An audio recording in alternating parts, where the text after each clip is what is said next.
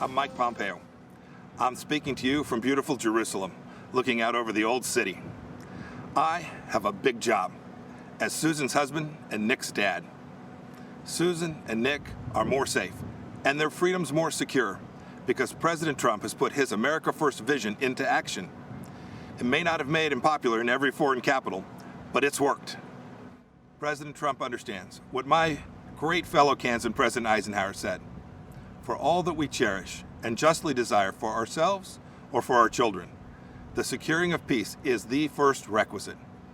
Indeed, the primary constitutional function of the national government is ensuring that your family and mine are safe and enjoy the freedom to live, to work, to learn, and to worship as they choose. Delivering on this duty to keep us safe and our freedoms intact, this president has led bold initiatives in nearly every corner of the world. In China, he's pulled back the curtain on the predatory aggression of the Chinese Communist Party. The president has held China accountable for covering up the China virus and allowing it to spread death and economic destruction in America and around the world. And he will not rest until justice is done.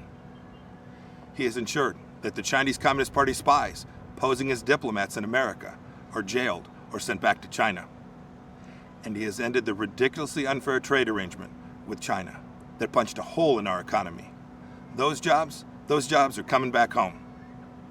In North Korea, the president lowered the temperature and against all odds got the North Korean leadership to the table. No nuclear tests, no long-range missile tests, and Americans held captive in North Korea came home to their families, as did the precious remains of scores of heroes who fought in Korea. Today, because of President Trump, NATO is stronger, Ukraine has defensive weapon systems, and America left a harmful treaty so our nation can now build missiles to deter Russian aggression.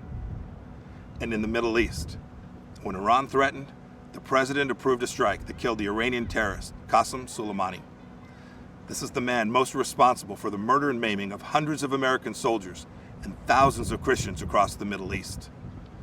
And you'll recall, too, that when the president took office, radical Islamic terrorists had beheaded Americans, and ISIS controlled a territory in the size of Great Britain. Today, because of the president's determination and leadership, the ISIS caliphate is wiped out. It's gone. Its evil leader, Abu Bakr al-Baghdadi, is dead. And our brave soldiers, they're on their way home. The president exited the U.S. from the disastrous nuclear deal with Iran and squeezed the Ayatollah, Hezbollah, and Hamas. The president, too, moved the U.S. Embassy to this very city of God, Jerusalem, the rightful capital of the Jewish homeland. And just 2 weeks ago, the president brokered a historic peace deal between Israel and the United Arab Emirates. This is a deal that our grandchildren will read about in their history books. You know, as a soldier, I saw firsthand people desperate to flee to freedom. The way each of us can best ensure our freedoms is by electing leaders who don't just talk, but who deliver. An American hostage, imprisoned in Turkey for 2 years, Pastor Andrew Brunson, said upon his release that he survived his ordeal with these words of Scripture: "Be faithful, endure, and finish well. If we stay the course, we will." May God richly bless you, and may God bless our great nation, the United States of America.